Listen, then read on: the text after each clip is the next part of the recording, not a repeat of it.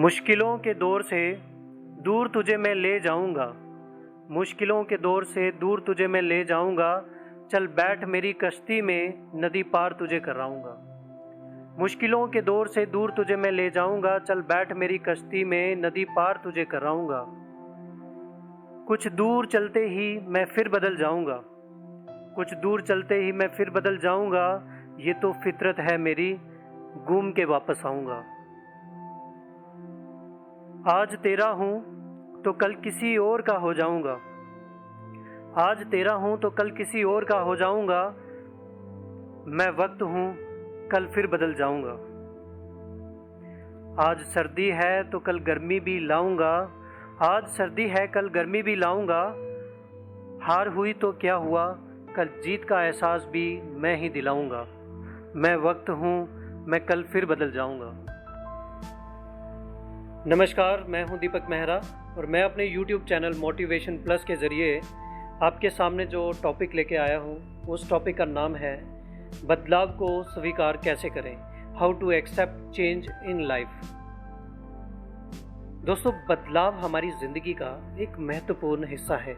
आप चाहें या ना चाहें, ये तो प्रकृति का एक नियम है। जो जैसा आज दिख रहा है वह कल वैसा नहीं होगा।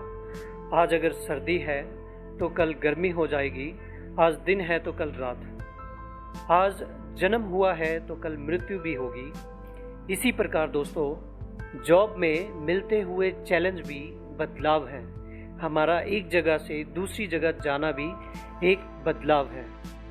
एक छोटे बच्चे का स्कूल जाते हुए पहली बार अपनी माँ से बिछड़ जाना भी एक बदलाव है, जिसको वह स्वीकार नहीं करना चाहता। वह बहुत रोता है और अपनी माँ के पास वापस जाना चाहता है, मगर माँ ये जानती है कि बच्चे के लिए ये बदलाव भविष्य बना देगा। लाइफ में ऐसी कई अपॉर्चुनिटी हमें भी मिलती हैं जिनको हम अपनी कंफर्ट जोन में रहते हुए छोड़ देते हैं। हम ये सोचते हैं कि ये चेंज हमारे लिए बुरा भी हो सकता है और हम अपनी उसी पोजीशन पर रह जाते हैं। अगर आप भी ऐसा सोचते हैं तो ये गलत भी हो सकता है। इसलिए अगर आप अपनी तरक्की करना चाहते हैं, आप अपने जीवन में लक्ष्य प्राप्ति करना चाहते हैं, तो अपने ज़िंदगी में आने वाले चेंज को खुशी खुशी अपनाएं और आगे बढ़ने का प्रयास करें। दोस्तों, मैं आपको एक स्टोरी सुनाता हूँ। ये स्टोरी दिनकर और श्याम नाम के दो आदिवासी लड़कों की है। ये दोनों लड़के जंगल में रहते थे और रोज जंगल से लकड़ियां काट के लाकर उनको शहर में बेचकर अपना गुजारा करते थे। एक दिन उनको जंगल में एक सोने की खदान मिल जाती है। उसे देख के वे बहुत खुश हो जाते हैं। वे रोज उसी खदान से सोना खुरेद के लाते और उसे शहर में बेच देते। ऐसा करते करते कई दिन बीत गए और उनका जीवन अच्छे से व्यतीत होने लगा।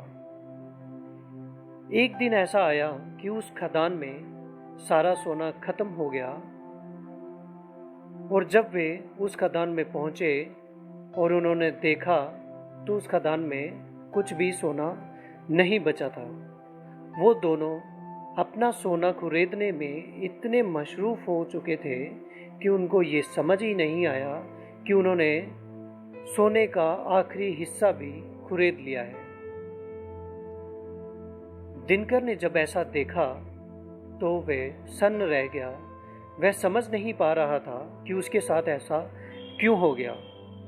श्याम एक पॉजिटिव मेंटेलिटी का लड़का था।